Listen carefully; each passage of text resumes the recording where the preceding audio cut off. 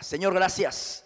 Gracias te damos, Señor, por el tiempo tan precioso que hemos podido levantar nuestras manos, adorarte, Señor, dirigirte a ti, nuestra alabanza, nuestro canto, nuestra adoración, nuestra gratitud, nuestra más profunda admiración, pues tú eres el único digno de recibirla, Señor. Y por eso estamos tan contentos, tan agradecidos, Señor, en esta mañana. Y también queremos, Padre, poner nuestro pensamiento, nuestro corazón, nuestra energía, también nuestras fuerzas. Todo lo ponemos, Señor, a tu disposición para que tú en esta mañana nos hables, nos enseñes, nos instruyas, Señor. Cumple tu propósito en nuestras vidas a través de tu palabra, en el nombre de Jesús. Amén.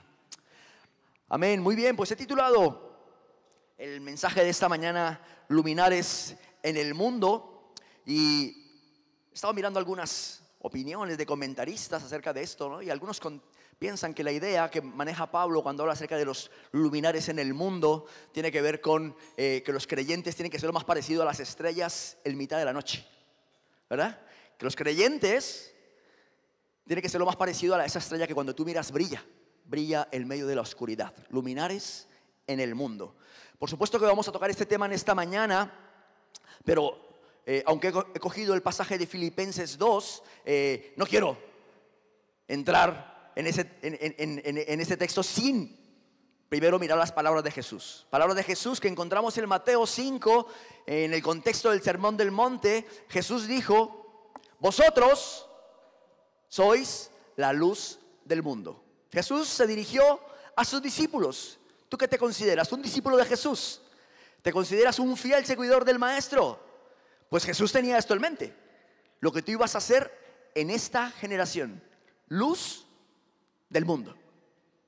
Dice: una ciudad asentada sobre un monte no se puede esconder, ni se enciende una luz y se pone debajo de un almud. De un almud quiere decir, no se mete en un cajón, no se mete debajo de un cajón, sino sobre el candelero, y alumbra a todos los que están en casa. Así alumbre vuestra luz delante de los hombres, para que vean vuestras buenas obras y glorifiquen a vuestro Padre que está en los cielos. Firma Jesús, ¿no? Palabras de nuestro Maestro. No sé, hay una anécdota, no sé si será real o no, pero hace referencia precisamente a la importancia de la luz. Y dice esa anécdota que en un puerto, costero de Escocia, había un hombre que su trabajo consistía en acercarse todas las noches hasta donde estaba el faro, poner aceite en la lámpara que iluminaba el faro y encender la luz del faro. Ese era su trabajo. Le dice la historia, la anécdota, que en una ocasión este hombre se olvidó poner suficiente aceite. Por lo tanto, vino la noche, la luz terminó por consumirse, por apagarse. Un barco se acercaba al puerto en medio de una tormenta y no supo por dónde entrar, porque para eso es la luz, para dirigir, ¿no? ¿Qué sucedió? El barco naufragó y ocasionó bastantes vidas, murieron. Al otro día van a buscar al farero, imagino que se llamará, ¿no? ¿Farero, el que enciende el faro? Sí, farero puede ser, ¿no? Al farero: oye, ¿qué ha pasado? ¿Ha habido una tragedia? Y dice: ay, wow, pues se me ha olvidado poner aceite. Se me ha olvidado. Para él fue solamente un olvido en su trabajo, pero para los del barco supuso la vida o la muerte de esa luz. Y Jesús dijo: vosotros sois la luz. No podemos permitir que la luz se apague, porque para muchos será cuestión de vida o muerte. Para nosotros posiblemente sea, bueno, ahora no brillo tanto. No sabemos cuántas personas están dejando de acercarse a la luz de Cristo porque nuestra luz ha menguado, porque nuestra luz ha perdido el aceite necesario para mantenerse bien luminosa. Y estamos a tiempo, hermanos, de retomar el reto de ser luz, de ser testigos en medio de un mundo cada vez más oscuro. No sé si tú tienes esa sensación con nuestro mundo, que cada vez se mete cada vez más en una oscuridad, y la única esperanza para cada persona que camina este planeta es la luz de Cristo. Y Jesús dijo: vosotros sois la luz del mundo. Y de eso vamos a hablar un poco en esta mañana. Parece que fuera al final del mensaje, pero no lo es. ¿vale? Lo vamos a desarrollar un poquito más. Vamos a leer Filipenses 2, solamente 6 versículos, lo vais a tener en pantalla. De vez en cuando me gusta poner los pasajes en pantalla y de vez en cuando no, para que te acostumbres a abrir tu Biblia, ¿vale? Pero hoy son solo 6 versículos, así que los vas a tener ahí y los vamos a leer. Dice así la palabra del Señor. Dice, por tanto, amados míos, como siempre habéis obedecido, no como en mi presencia solamente, sino mucho más ahora en mi ausencia, ocupaos en vuestra salvación con temor y temblor. Porque Dios es el que en vosotros produce así el querer como el hacer por su buena voluntad. Haced todo sin murmuraciones y contiendas, para que seáis irreprensibles y sencillos, hijos de Dios sin mancha, en medio de una generación maligna, perversa, en medio de la cual resplandecéis como luminares en el mundo. Asidos de la palabra de vida, para que en el día de Cristo yo pueda gloriarme de que no he corrido en vano, ni en vano he trabajado. Y aunque sea derramado en libación sobre el sacrificio y servicio de vuestra fe, me gozo y regocijo con todos vosotros. Asimismo, gozaos y regocijaos también vosotros conmigo. Amén.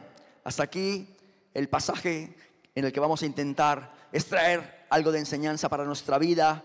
Durante los últimos domingos, los que habéis estado viniendo, acudiendo a nuestra iglesia los últimos domingos, perdón un momento.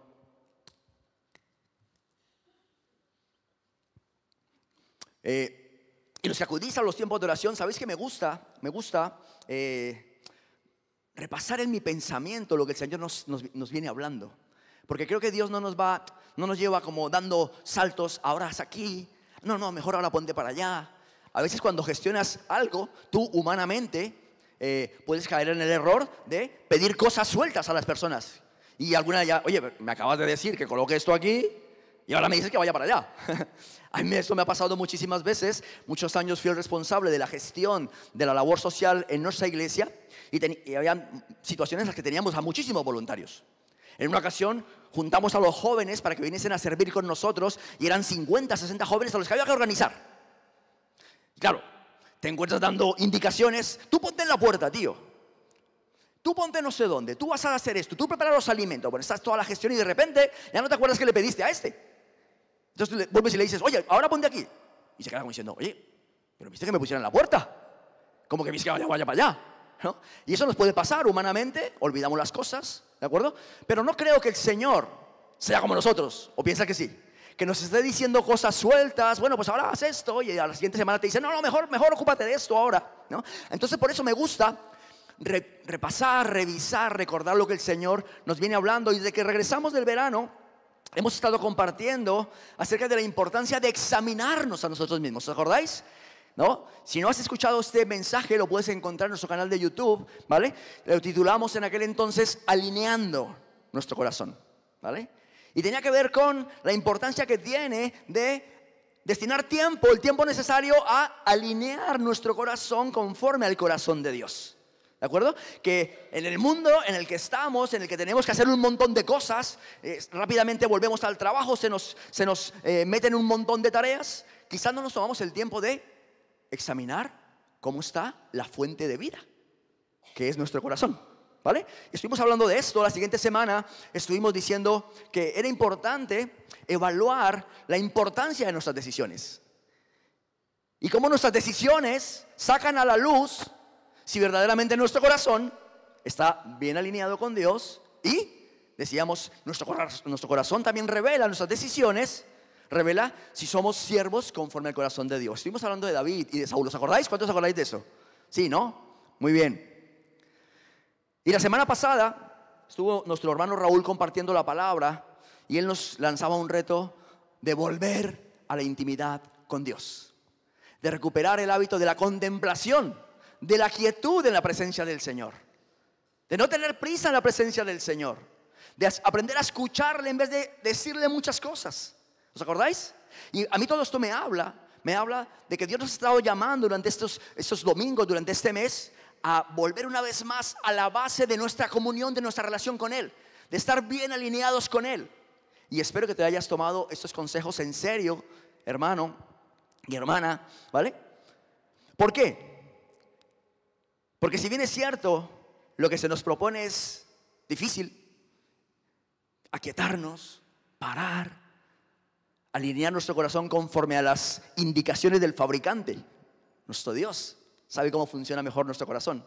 Necesitamos alinearlo conforme a sus indicaciones. Si bien es cierto, también es importante, y creo que es lo que el Señor nos está pidiendo a partir de ahora, que retomemos ahora la marcha, que vayamos hacia adelante. Me he sentido esta semana un poco como ¿habéis visto cuando voy a poner un ejemplo, me voy a poner yo como ejemplo, ¿de acuerdo? ¿Habéis visto cuando una persona quiere sacar un perro y el perro no quiere ir? ¿No? ¿Verdad? Y el perro que no quiero ir para allá, ¿verdad? Y el otro lo tira, ¿no? Y me he sentido un poco así, ¿no? Como si el Señor me estuviese cogiendo de aquí. Ahora hay que avanzar, ¿no? Y como si me estuviese tirando. Señor, yo estoy cómodo aquí en la contemplación, ¿verdad? Pero son aspectos todos necesarios en nuestra vida espiritual.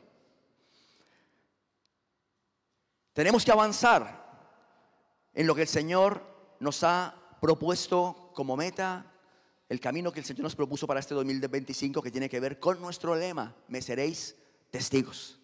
Me seréis testigos. Yo espero que hayas tomado ese tiempo para equilibrar tu vida espiritual, para reconducir los anhelos, los deseos de tu corazón. Y ahora es tiempo de que volvamos una vez más a emprender la marcha. Jesús nos dijo, el Señor nos dijo en su palabra: me seréis testigos, recibiréis poder, ¿verdad? Ese es nuestro lema para este año.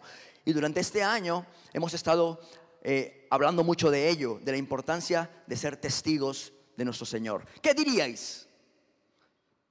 ¿Que no lo hemos tomado en serio? ¿Tú a nivel personal crees que te has tomado en serio este reto de ser testigo? O nos acostumbramos a ver la imagen, ¿verdad? Nos acostumbramos a verla, ya forma parte del paisaje. Y eso es algo que nos suele pasar, ¿no? Cuando tú vas a un centro de estos públicos, hay un tablón, un corcho con un montón de anuncios. ¿Quién los lee? Nadie los mira.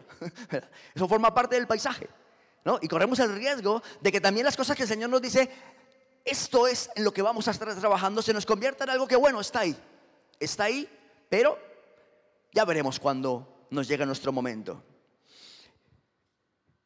Y no podemos avanzar aún más en nuestro estudio de esta mañana, profundizando en los versículos que hemos leído, sin tomar en cuenta por qué Pablo, cuando escribe esto a los hermanos, que dice: por tanto, amados míos.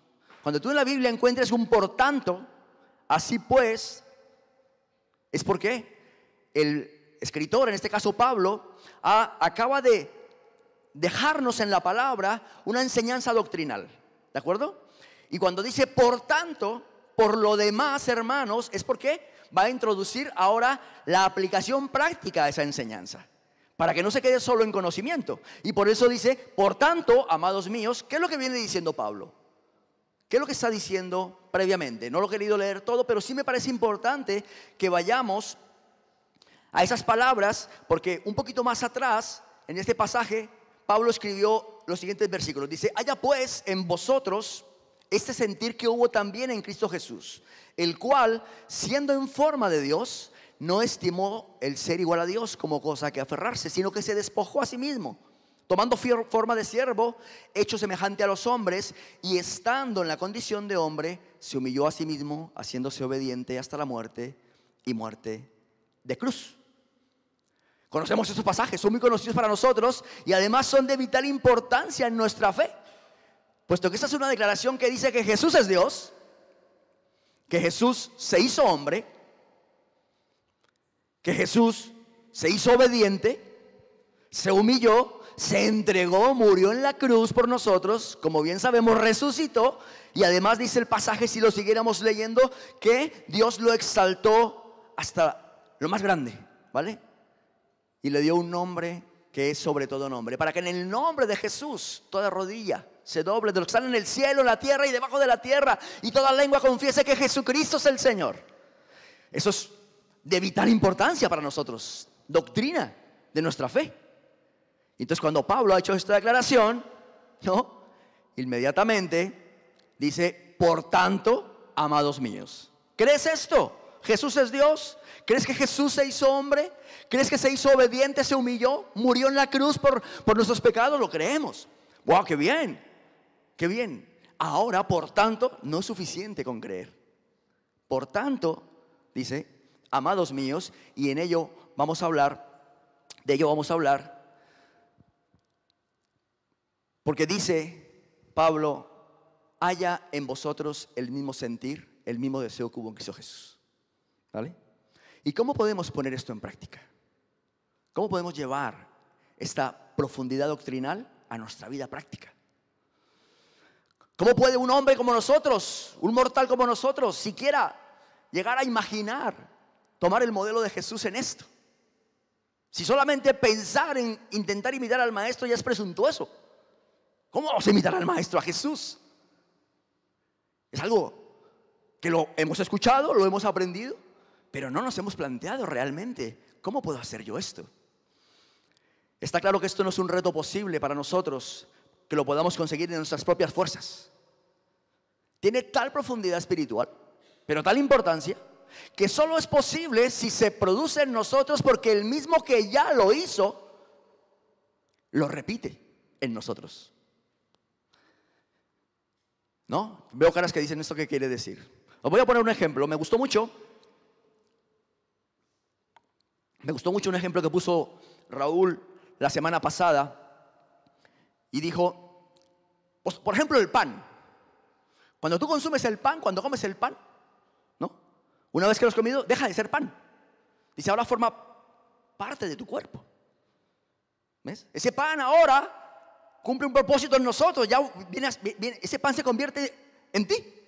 Para que tú tengas salud, para que tú tengas fortaleza, para que tú tengas vida. Y decía, es lo que tiene que pasar con Jesús. Jesús tiene que venir, entrar en tu vida y ya no ser tú, ser Jesús.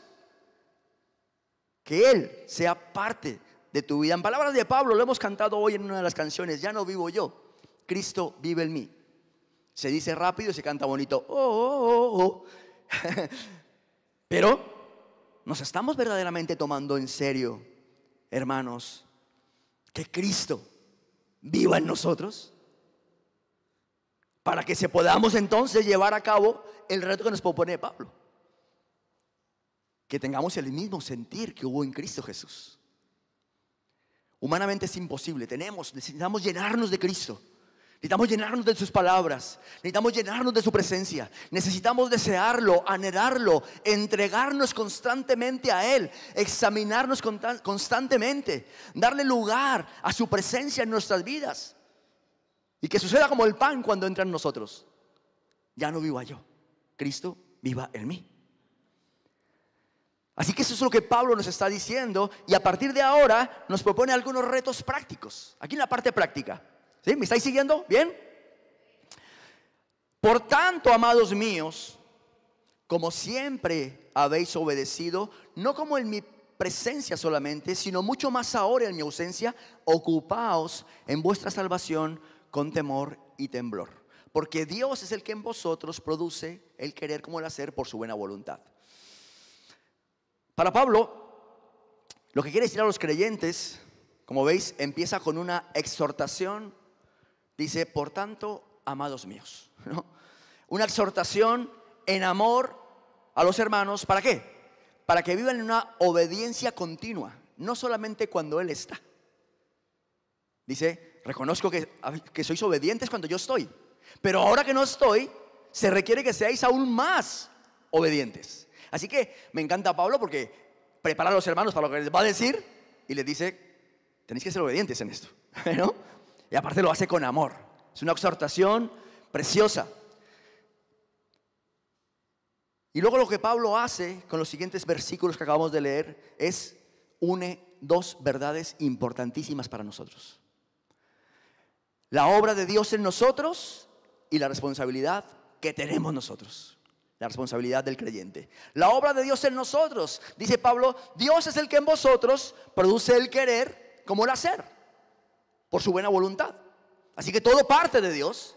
Dios pone en nosotros el deseo para llevar a cabo su voluntad y además nos capacita, pone el querer así como el hacer.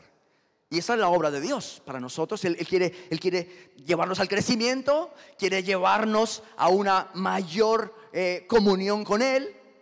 Él tiene proyectos con nosotros, Él tiene buenos pensamientos para nosotros y Él pone en nosotros el deseo. Y además nos capacita. Pero luego está nuestra responsabilidad, que es donde muchas veces se pierde, desafortunadamente, el flujo de ese proceso, de ese proyecto.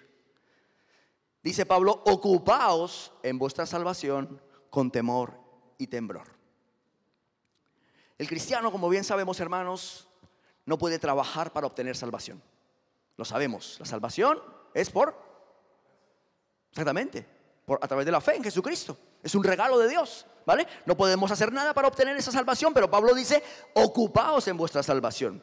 Lo que está proponiendo Pablo es que el cristiano sí que trabaja en esa salvación que ya ha recibido, cooperando con la gracia que Dios le ha dado, ¿vale? No puede hacer nada para obtener la salvación, pero ahora que la has obtenido, estás en el camino de salvación y ahora hay una serie de cosas en las que tiene que ocuparse. Porque pasaste de muerte a vida, y esa nueva vida que Jesús te da implica también, conlleva un trabajo, una ocupación por nuestra parte. Dios quiere dar salvación por gracia, lo sabemos, nosotros somos fruto de ello, su gracia nos alcanzó. Y el cristiano que ya ha recibido esa gracia, ¿ahora qué hace? Trabaja, se ocupa para que esa gracia también llegue a otros. Ocupaos en lo que has recibido en la salvación, con temor y temblor, además dice. Y no dice con miedo, no dice porque te puede caer castigo del cielo, no te dice porque, o el contexto no es porque Dios se va a enfadar si no lo haces, para nada. Si así fuera, otras cosas hubiésemos conseguido como iglesia a lo largo de la historia. Con temor y temblor viene a decir con respeto, con perseverancia, con empeño, con auténtica dedicación, dándole el lugar a la obra que Jesús ha puesto en nuestras manos con verdadera importancia. Pablo les da este mandamiento a los hermanos: ocupaos en vuestra salvación. Y ello implica dedicación, obediencia, obligación, incluso sentirte obligado a hacer lo que el Señor nos propone. Pero esa es nuestra parte. Y de otra parte no podemos olvidar que eso que el Señor nos propone es Él quien lo sostiene. Es por su gracia que lo podemos hacer, lo cual nos ayuda a mantener un equilibrio. Porque si nosotros nos ocupamos de las obras de salvación, las obras de la gracia, llevándolas a aquellos que necesitan experimentar la gracia, corres el riesgo de que digas: wow, qué bueno soy yo para evangelizar. Y mira, yo sí voy a evangelizar y los otros hermanos no vienen. No. Sería imposible obtener resultados si no fuera porque Dios sigue obrando su gracia en nosotros y a través de nosotros. Así que aquí Pablo une estas dos verdades. Dios sigue haciendo su obra en nosotros, quiere seguir haciendo su obra, avanzando en nosotros, a través de nosotros, pero también ha dejado cosas bajo nuestra responsabilidad.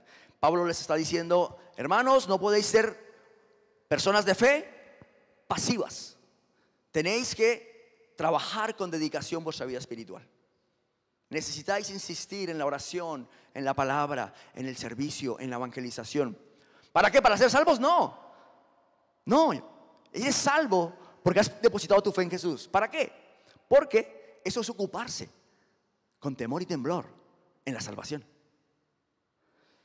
Es buscar el crecimiento. Es que Cristo viva en mí.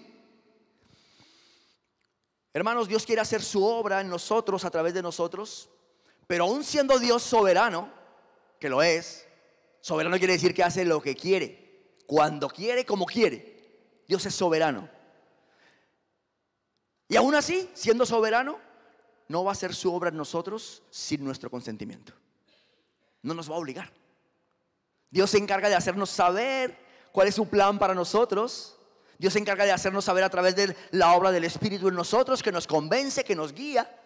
Se encarga de hacernos saber cuál es su voluntad para nosotros a través de su palabra, a través de personas, A través de circunstancias, Dios constantemente nos está hablando, nos está guiando hacia su plan, su propósito. El problema es lo que cae en nuestra responsabilidad, que desafortunadamente gran parte de las veces pues pensamos que no es para nosotros. Qué bien le vendría esto a la hermana de la vuelta que no viene a la iglesia, ¿verdad? Qué bien le vendría esto a mi vecino.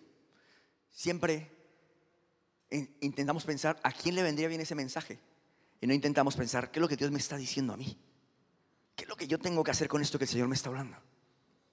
Y yo te garantizo, Dios se está haciendo escuchar. Es por aquí. Y tú, no quiero ir allá. Debe haber por nuestra parte una voluntad sumisa a nuestro Señor, la misma que hubo en Jesús. Una persona madura en su fe no discute con Dios, con los planes de Dios. Obedece al Señor, y es más, con gozo.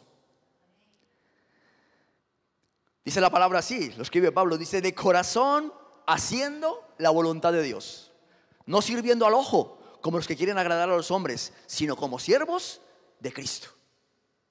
Así que la fe cristiana, hermanos, iglesia, exige responsabilidad por nuestra parte. Pero no olvidemos que quien la sostiene es su gracia. Dios obrando en nosotros, a través de nosotros tenemos que hacer nuestra parte. Pero cuidado, si algo conseguimos es porque Dios quiere.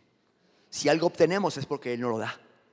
Si hoy nos levantamos es porque Él lo permitió. Pero Dios ha querido contar con nosotros. Es algo fácil y a la vez difícil. Hace aproximadamente 2000 años recibimos el mandamiento de Jesús: id y haced discípulos a todas las naciones, ¿verdad? No sé cuántos sabéis que en 1892 se fundó una empresa muy conocida. ¿Quién sabe lo que es la Coca-Cola? ¿Quién no sabe lo que es la Coca-Cola? ¿Verdad? Esta empresa se fundó en 1892. Han pasado 133 años de su fundación. Su misión, ahora la han ido cambiando con los años, porque yo este dato lo tengo de hace unos años, lo he querido revisar y lo he encontrado que lo han ido modificando, porque ahora hay que meter pues que es sostenible, ¿no? Todas esas cosas que están más de mayor importancia ahora. Pero su verdadera misión era refrescar el mundo. Durante 133 años esta empresa ha llegado a 200 países. Solamente 2 países en el mundo no consumen Coca-Cola: Corea del Norte y Cuba. Y tú imagínate, ese dato es más curioso todavía, más curioso. Reconocidos como países en el mundo, hay 195 países que se reconocen por la Organización de Naciones Unidas. Pues ¿sabéis en cuántos países está Coca-Cola? En 200 países. ¿Qué quiere decir eso? Que la Coca-Cola ha llegado incluso a donde no hay país. En 133 años han conseguido llevar su producto a todo el mundo. Y eso me ha hecho pensar en lo que es nuestra responsabilidad. Dios sigue obrando en su gracia. Y sin irnos tan lejos, hablemos solamente de España. La revista de Protestante Digital tiene esta estadística, dice que aproximadamente 7.200 pueblos en España no tienen obra ni punto de misión evangélico. 7.200 pueblos en España nunca han escuchado acerca de la fe cristiana evangélica. Dicen además que aproximadamente 331 municipios con más de 5.000 habitantes en España no tienen ningún testimonio evangélico. Estamos hablando de más de 2 millones de personas que no tienen ninguna oportunidad de escuchar el evangelio. Pero allá hay Coca-Cola.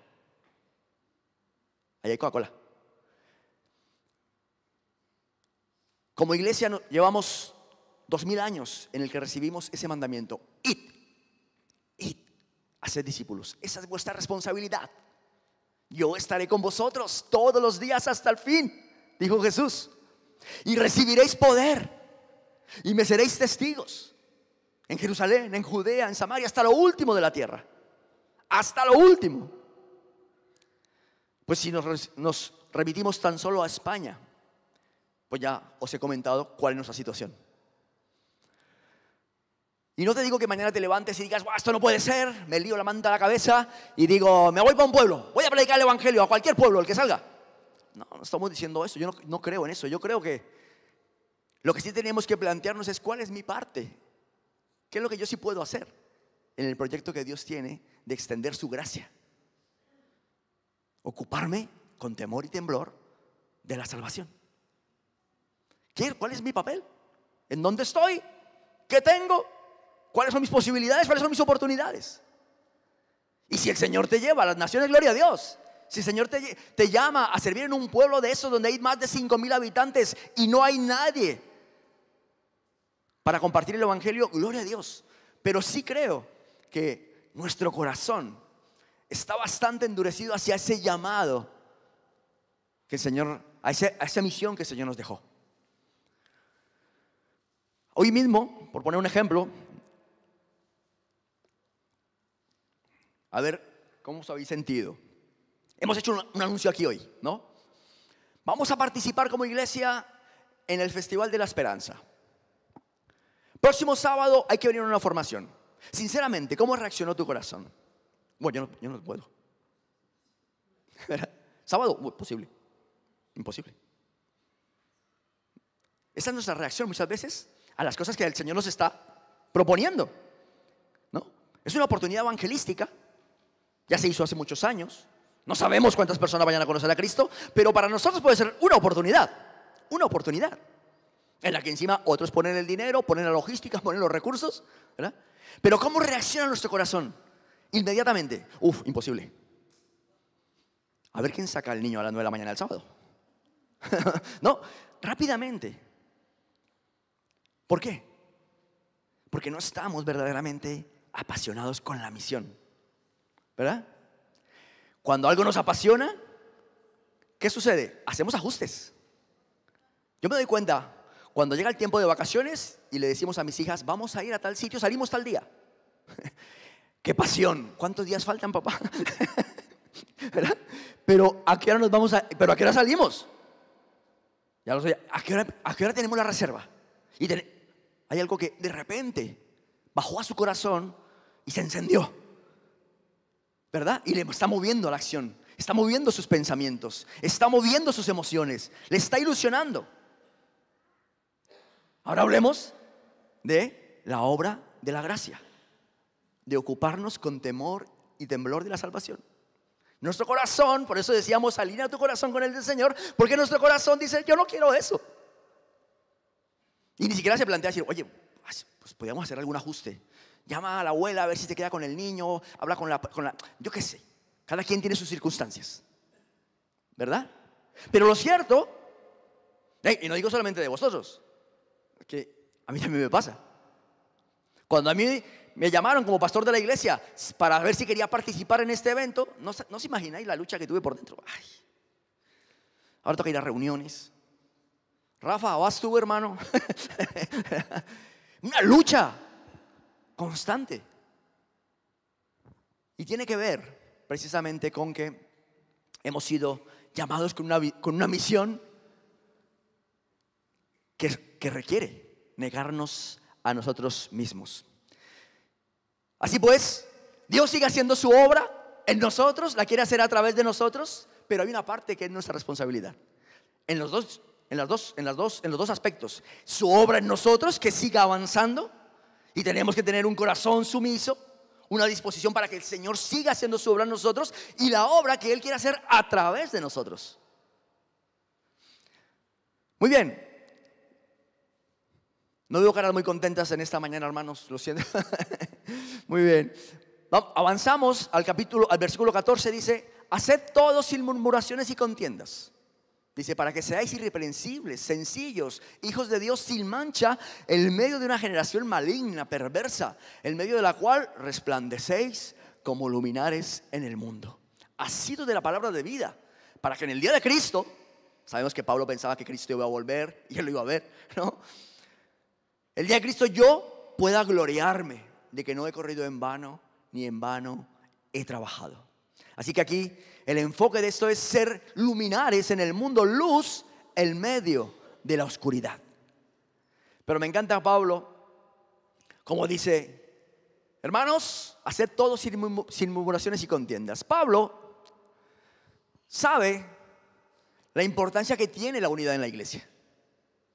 Lo entiende perfectamente. ¿Por qué? Porque él antes, como bien sabéis, fue perseguidor de la iglesia. Él era un perseguidor de la iglesia y entonces descubrió que la unidad de la iglesia contra los ataques del enemigo, contra los ataques de la sociedad, contra el partido político de turno o la religión de turno, todos aquellos ataques contra la iglesia, si se encuentran a una iglesia unida, se van a encontrar con un escudo infranqueable. Por eso le dice: hermanos, por favor, evitar las murmuraciones y las contiendas. ¿Por qué? Porque esto daña la unidad de la iglesia. Esto daña el testimonio de la iglesia. La iglesia debe tener un testimonio de unidad y de respeto entre los hermanos. Entonces les dice: evitar por favor las murmuraciones, evitar los problemas, evitar las quejas, las peleas. Son obstáculos que se generan dentro de la iglesia y que impiden que la iglesia brille en medio de una sociedad perversa, como él mismo acaba de escribir. Los cristianos deben ser como luces que guían en la oscuridad, luminares en el mundo, como hemos titulado el pasaje, y así está el mensaje, y está también titulado ese pasaje en la Biblia. Dice: debemos mostrar la diferencia que Cristo hace en nuestras vidas. Eso es ser luz. Trasládalo a lo que tú quieras, al ambiente laboral, por ejemplo. Aquí hay personas que son empleados, otros son jefes, otros son autónomos, ¿no? ¿Cómo es la vida laboral a diario? Tensiones. La gente busca ventaja, sacar ventaja, como sea. Pero un creyente, para hacer luz, para que se evidencie la obra de Cristo en su vida, ¿cómo trabaja? Con rectitud, siendo de buen testimonio, con respeto, con alegría, sin peleas, sin murmuración, sin quejas. Tú dirás: ¿que tú no conoces a mis compañeros, hermano? ¿Que tú no conoces a mi jefe? Vivimos para agradar al Señor, de corazón, haciendo la voluntad de Dios. No para el ojo que ve, para el ojo humano, sino para el que todo lo ve, para nuestro Señor. Nuestra conducta ha de reflejar la obra de Cristo en todas las áreas de nuestra vida, hermanos. En el matrimonio, practicando deporte, donde quiera que vayas, Cristo en mí, Cristo en mí. La pregunta que os quiero lanzar: ¿de qué manera crees que está afectando tu relación con Cristo allí en tu entorno? ¿Cómo tu vida cristiana está afectando el entorno en el que te mueves a diario? De esto se trata, de ser luz, de brillar en medio de las tinieblas. Que cuando otros se quejan, tú das gracias. Que cuando otros buscan sacar ventaja, tú sirves. Es el modelo de Cristo, ¿no? ¿Cómo anda el aceite en tu lámpara, hermano? ¿Cuánto estás brillando allí donde el Señor te ha puesto? Versículo 17 y 18 dice Pablo así, dice: aunque sea derramado en libación sobre el sacrificio y servicio de vuestra fe, me gozo y regocijo con todos vosotros. Asimismo, gozaos y regocijaos también vosotros conmigo. He titulado este punto: el gozo en el sacrificio y en la comunión. Pablo se compara como una ofrenda que va a ser derramada en un altar. Su vida misma va a ser entregada a causa del evangelio, por amor a la iglesia, por amor a Cristo, por amor a los hermanos. Sabemos que Pablo está encarcelado cuando escribe a los hermanos. Y a la carta de los filipenses, muchos comentaristas la llaman la carta del gozo, porque insiste muchas veces Pablo: estad siempre gozosos. Y aquí una vez más les dice: gozaos, gozaos. Pablo demuestra con su ejemplo que el sufrimiento por causa de Cristo no es en vano, ¿no? Porque al final produce gozo eterno. Wow. Este concepto del gozo eterno a cambio del sufrimiento, si tú no eres una persona espiritual, es una locura. Dice que tiene que ver gozo con sufrimiento. La persona natural no lo entiende. Gozo, todo va bien. Cuenta bancaria, un buen colchoncito, salud, ¿no? Eso es gozo para el natural. Para el espiritual, y por eso Pablo dirige esto a los hermanos que son espirituales. Le dice, estamos sufriendo, pero ¿sabes qué pasa? Yo me regocijo, yo me gozo en esto. ¿Por qué? Bueno, para Pablo es evidente el ejemplo que Jesús nos dio, que por el gozo puesto delante soportó la cruz. Por lo tanto, dice Pablo, cualquier cosa que nos pase aquí, da igual. Vamos a morir por el evangelio, morimos. Para mí el vivir es Cristo. Si el gozo que viene después, vamos, no lo podemos llegar ni a calcular. Esto para una persona natural, no espiritual, es auténtica locura. Porque dice la palabra que el evangelio para el que se pierde es auténtica locura. Pero nosotros, hermanos, somos espirituales. Somos espirituales. Y Pablo está diciendo, a pesar de que sea entregado en sacrificio, aunque a pesar de que voy a ser condenado a muerte, ¿sabéis qué? Yo me gozo y me regocijo. ¿Por qué? Porque cuando Cristo venga, si vosotros permanecéis, si vosotros hacéis vuestra parte, yo me daré por satisfecho. He cumplido mi propósito. Os he llevado a la fe. Os he llevado a la gracia del Señor. Y no solamente eso, dice asimismo, gozaos y regocijaos también vosotros. Aquí Pablo introduce algo que tiene que ver con la iglesia, con la importancia de la comunión. Por eso dice, evitar la murmuración, evitar los conflictos, evitar las peleas. Porque la iglesia es el lugar también donde cuando vengan las dificultades, no vas a sufrir solo, no vas a estar solo. Él se regocija y les anima a ellos también a gozarse y a regocijarse en medio de esa situación. Dice, ese sacrificio no será en soledad, sino con la iglesia, con los creyentes que están siendo testigos y participan del gozo eterno. Otro escritor de la palabra que lo manifiesta muy bien también este principio del gozo en medio del sacrificio es Santiago. Dice, hermanos míos, tened por sumo gozo cuando os halléis en diversas pruebas. Gozo y pruebas. Y además, mucho gozo. Mucha alegría en medio de las pruebas. Solo es posible, hermanos, vivir esto si Cristo vive en mí. Si Cristo es un concepto, alguien en quien creo, y no estoy haciendo mi parte, mi responsabilidad, para que Cristo viva en mí, cuando vengan las pruebas, las dificultades, cero gozo, cero alegría, cero palabras de fe.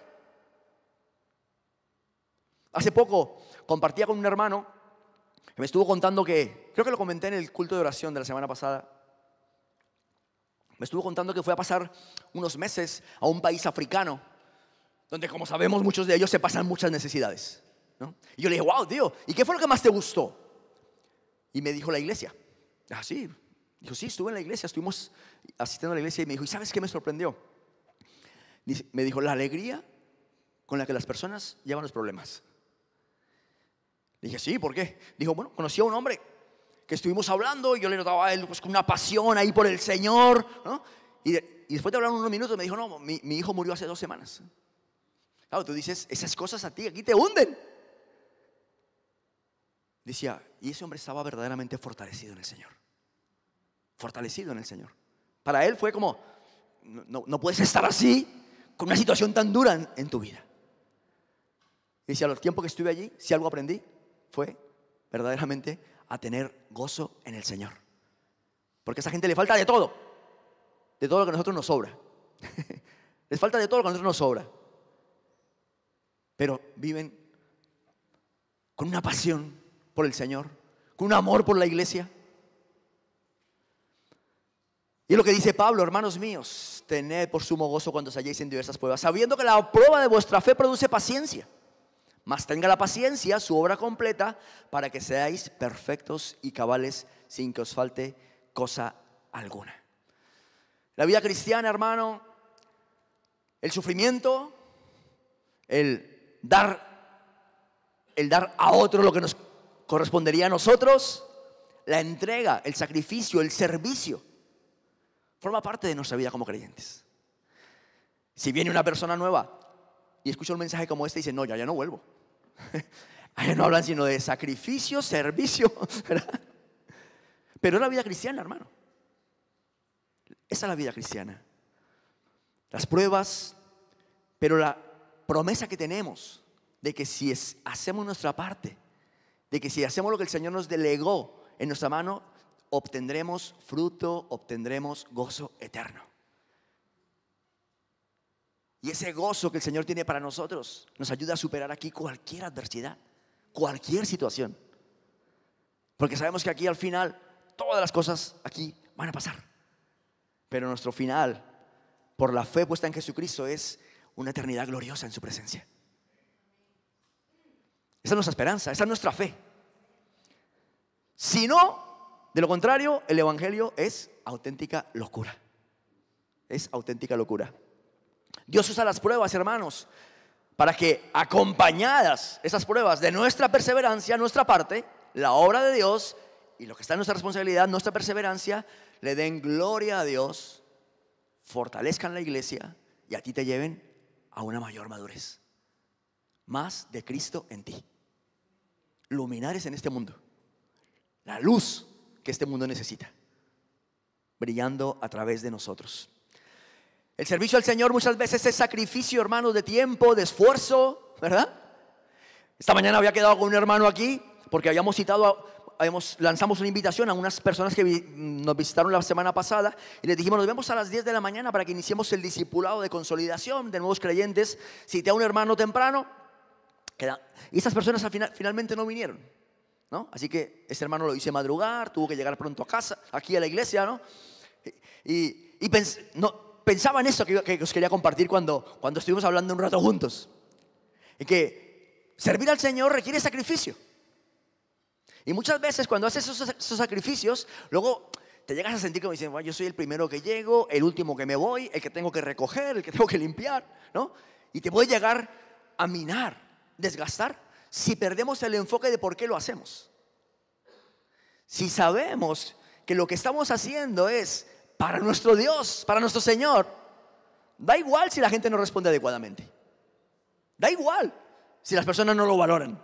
Da exactamente igual el sacrificio que tuve que hacer levantándome más temprano que todos, saliendo más temprano que todos de mi casa. Hay alguien que lo está viendo y sabe que lo hago por él. Gozo. Gozo en medio del sacrificio. Gozo en medio del sufrimiento. Y muchas veces el servicio nos puede llegar a minar, a desgastar por las respuestas negativas de las personas. Pero pensemos en Pablo. Está encarcelado. Le van a condenar a muerte. Y él está diciendo: yo me gozo, hermanos. Es más, mis prisiones han servido para que los hermanos recobren valentía y prediquen el evangelio. Un misionero, una persona que va a vivir en lugares donde hay muchas necesidades, entregan recursos, tiempo, energía en su servicio al Señor, puede llegar a experimentar cansancio. Pero también el gozo de la tarea realizada. Como iglesia, hermanos, necesitamos entender que tenemos que vivir en este mundo, que es un mundo que se oscurece cada vez más, pero que es donde Dios nos llama a brillar. Aquí. ¿Cómo oró Jesús por sus discípulos? No te pido que los saques del mundo, que los libres del mal. ¿Verdad? Chicos, pasar por favor. Como iglesia, como creyentes, tenemos que recordar, hermano, que nuestra vida cristiana no se trata solo de creer en algo. El cristiano debe cooperar con la obra de Dios en su vida.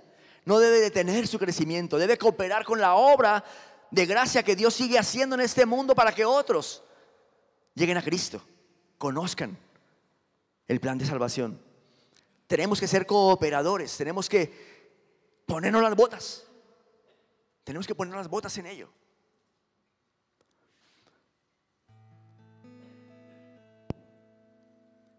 Vamos a ponernos en pie, hermanos.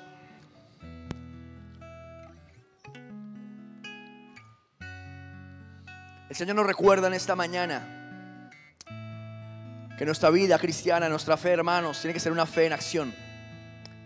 Hemos sido dirigidos de parte del Señor a hacer luz en este mundo y además a experimentar gozo, aprender a tener gozo en medio del sacrificio si es necesario.